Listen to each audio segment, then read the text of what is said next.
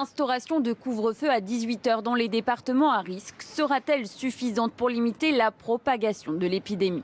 C'est la question qui se pose en France, alors que l'arrivée du nouveau variant anglais du virus inquiète les autorités sanitaires. Cette nouvelle souche de la Covid-19 a été détectée chez au moins 40 personnes. Ça renforce le risque d'une troisième vague parce qu'il est clairement plus contagieux que les premières formes de virus. En parallèle, des prélèvements réalisés dans les eaux usées de Marseille et de l'Île-de-France indiquent une nouvelle accélération de la circulation du virus.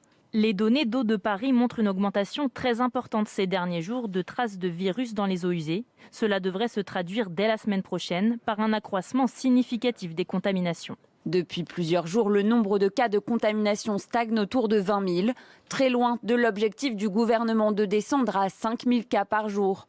Dans les services de réanimation, 1 lit sur 2 est occupé par un malade du coronavirus.